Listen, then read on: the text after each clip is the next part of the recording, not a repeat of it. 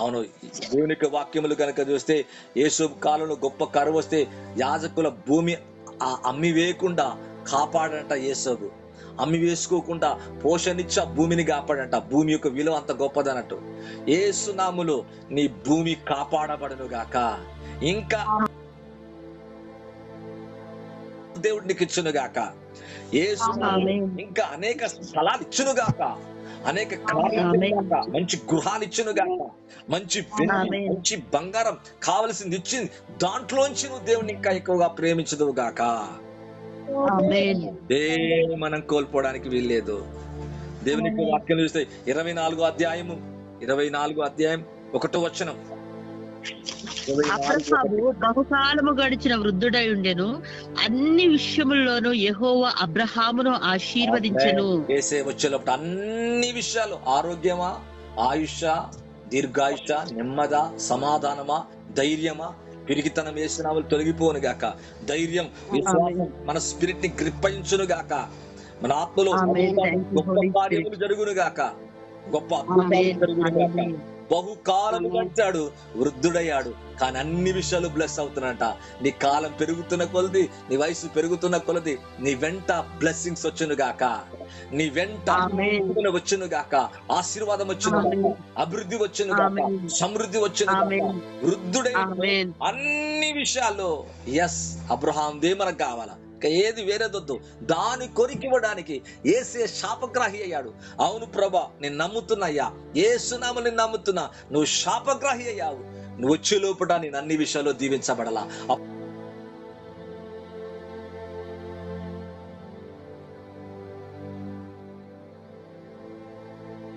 అబ్రహాము ఆశీర్వాదం చూసి కోట్ల ఆత్మలు సంపాదించాలా. ఇక్కడ కోట్ల ఆత్మలు సంపాదించాలా, అది మన టార్గెట్ అయి ఉండాలా.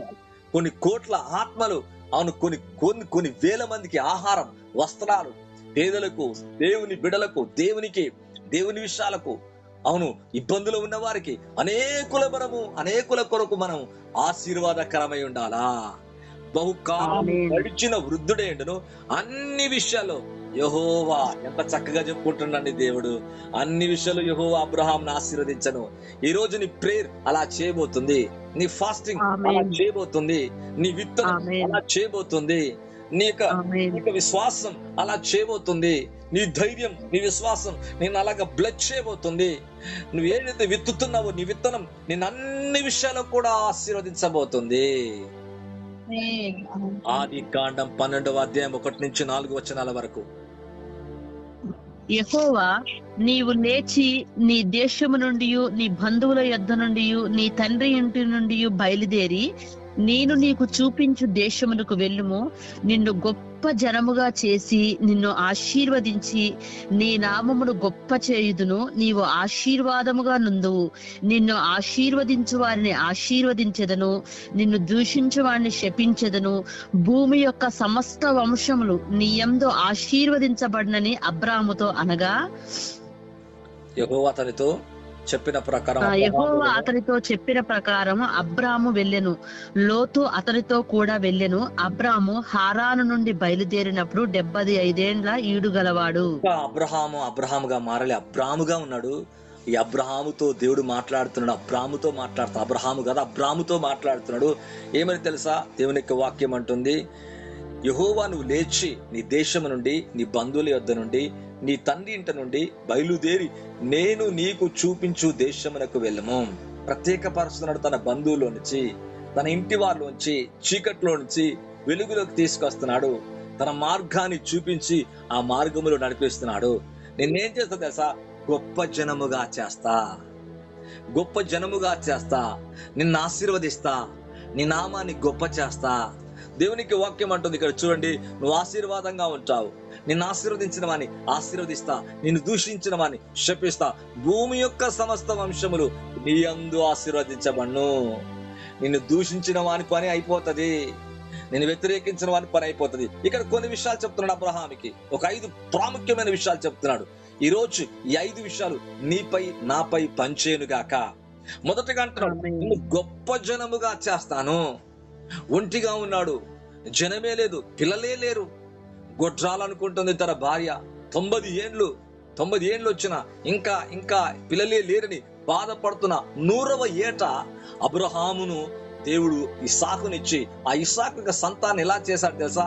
ఆకాశ నక్షత్రాల్లాగా గొప్ప జనముగా చేసినట్లుగా చూస్తున్నాం. ఎప్పుడో ప్రామిస్ ఉన్నది, ఎప్పుడో స్టార్టింగ్ లో ప్రామిస్ ఉంది. 25 సంవత్సరాలు వచ్చే లోపట అబ్రహాం ఎలాగైపోయాడు తెలుసా? గొప్ప జనముగా మారాడట. ఈరోజు ఎక్కడి నుంచో భద్రాచలం నుంచి హైదరాబాద్కి వచ్చాను, ఒంటిగా వచ్చాను.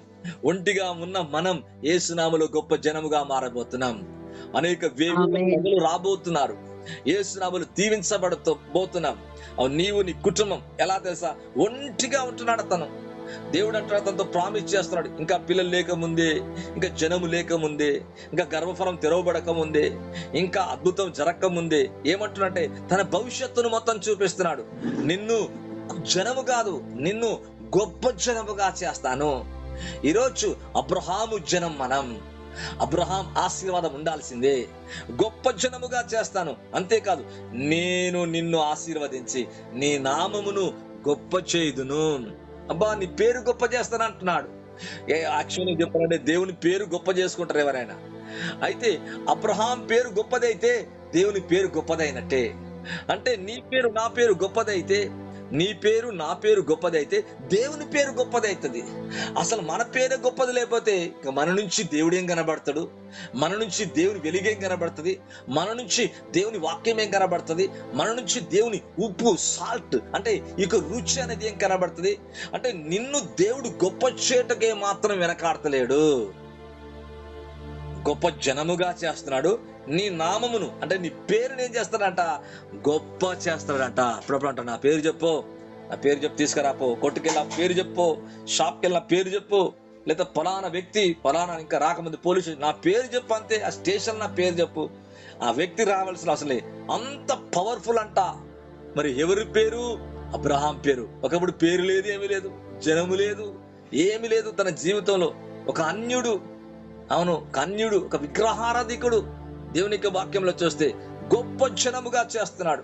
ఈరోజు యేసునామములో ఇక్కడ అంటాడు, నిన్ను గొప్ప జనముగా చేస్తున్నాను, నీ నామాన్ని ఏం చేస్తున్నాను? గొప్ప చేస్తున్నాను. కంటిన్యూ చేయనా? చదువు 2వ వచనం చదువు తల్లి. నిన్ను గొప్ప జనముగా చేసి నిన్ను ఆశీర్వదించి నీ నామమును గొప్ప చేయుదును, నీవు ఆశీర్వాదముగా నుందువు. అవును, ప్రైజ్ ది లార్డ్. అంతేనా? నిన్ను ఆశీర్వదించను, నిన్ను దూషించను అని చెప్పించాను. భూమి యొక్క సమస్త వంశములు ఆశీర్వదించబడినంట. చూద్దాం ఆదికాండం 13వ అధ్యాయం 16వ వచనం చూద్దాం. ఈ 5 విషయాలను చూద్దాం. ఈ 5 విషయాలు మనం మరియు నీ సంతానమును భూమి మీద నుండు రేణువుల వలె విస్తరింప చేసేదను. ఎట్లనగా ఒకడు భూమి మీద నుండి రేణువులను లెక్కింపగలిగిన ఎడల నీ సంతానము కూడా లెక్కింపవచ్చును. నీవు లేచి నీ సంతానం ఎలా చేస్తాడంట చెప్తున్నాడు. గొప్ప జనం అన్నాడు కదా, మరలా మరలా మరలా మాట్లాడుతున్నాడు. అందుకే దేవుడు ఎప్పుడైనా మాట్లాడితే ఎగ్గైన్ మాట్లాడతాడు. ఒక డ్రీమ్ ఇస్తే 2 సార్లు 3 సార్లు ఇస్తాడు. అదే సేమ్ డ్రీమ్ కొంచెం తిప్పిస్తే, ఒక ప్రవచనం చెప్తే తిప్పి చెప్తాడు. నేను చాలాసార్లు చెప్తున్నా, సౌలా మోషే సమయలా మాట్లాడింది మాట్లాడుతూ అంటాడు. హీలింగ్ ఒక గుడ్డివాడిని స్వస్థపడితే మళ్ళీ మత్తయి మార్కులో గుడ్డివాడిని స్వస్థపరిచినట్టు ఉంటుంది. అంటే ఇట్లా 2 సార్లు తదేకంగా మాట్లాడుతుంటాడు. అంటే ఇక్కడ చెప్తున్నాడు మళ్ళా ఖచ్చితం, ఇది చేసేది నేను ఖచ్చితం అని చెప్పడానికి అనేక మార్లు మాట్లాడతాడు. మరియు నీ సంతానం ఎలా తెలుసా? భూమి మీద నుండి రేణువుల వలె విస్తరింపజేసేదను. ఎట్లనగా ఒకడు భూమి మీద నుండి రేణువులు లెక్కింపగలిగేలా నీ సంతానం కూడా లెక్కింపవచ్చును. అంటే భూమి మీద రేణువులను ఎవ్వడి వల్ల కాదు లెక్కించటం, అంత లెక్కించలేని సంతానంగా మారుస్తున్నాడు. గొప్ప జనమే కాదు, ఆ జనం ఎట్లంట? లెక్కించలేమంట, అన్కౌంటబుల్, కౌంట్ చేయలేమంట. ఆకాశ నక్షత్రాల్లాగా, రేణువుల్లాగా, భూమి మీద నుండి ఇసుక కూడా కాదు, రేణువులంట, ఇంకా అంతకంటే స్మాల్ పార్టికల్స్ అంట. అమ్మో, చాలా కష్టం. అవును, భూమి మీద నుండి రేణువుల వలె లెక్కింపగలిగిన నీ సంతానం కూడా లెక్కింపవచ్చును. అవును, అలాగా గొప్ప జనము చేశాడు. నీ నామాన్ని గొప్ప చేస్తా అని చెప్పాడు. నువ్వు ఆశీర్వాదకరంగా ఉంటావని వాగ్దానం చేశాడు. నిన్ను ఆశీర్వదించిన వాడిని నేను ఆశీర్వదిస్తా, నిన్ను దూషించిన వాడిని దూషిస్తాను అంటున్నాడు. నీ అందు ఒక జనం కాదు, సమస్త జనములను ఆశీర్వదిస్తా. అవును, గాస్పల్ చేస్తున్నాడు. క్రీస్తు నుంచి వచ్చే సంతానం కొరకు మాట్లాడుతున్నాడు. నీ సంతానం అనగా అబ్రహాం సంతానం, అనగా క్రీస్తు సంతానం, అనగా యేసు ప్రభువును అంగీకరించిన వ్యక్తులు ప్రతి ఒక్కరూ అబ్రహాము సంతానం. అబ్రహాము సంతానం అంతటిని దేవుడు ఏం చేస్తాడంట, నిశ్చయంగా నీ యందు, అవును యేసు ప్రభు నందు ఏమవుతున్నారంటే సమస్త వంశములు ఆశీర్వదించబడతాయంట. అవును, ఈరోజు నీ పేరు గొప్పదిగా చేయబోతున్నాడు. నిన్ను గొప్ప జనముగా చేయబోతున్నాడు. నువ్వు ఆశీర్వాదకరంగా ఉంటావంట. నువ్వు దరిద్రంగా కాదు, నువ్వు చేతులు చాపటం కాదు, వేరెవరిని అడగటం కాదు, వేరెవరు ఇద్దరు ఇయ్యరు అని ఎదురు చూడటం కాదు. నీవే ఆశీర్వాదకరంగా అంట. నువ్వు ప్రార్థన చేస్తే గర్భఫలం, నువ్వు ప్రార్థన చేస్తే ఉద్యోగం, నువ్వు ప్రార్థన చేస్తే ఇల్లు, నువ్వు ప్రార్థన చేస్తే కారు, నువ్వు ప్రార్థన చేస్తే అద్భుతం, నువ్వు ప్రార్థన చేస్తే డోర్స్ ఓపెన్ అయితే నీవే బ్లెస్సింగ్ గా ఉంటావంట. నువ్వు ఆశీర్వాదకరంగా ఉంటావు. అంతేకాదు, నిన్ను ఆశీర్వదించిన వాడిని ఆశీర్వదిస్తా.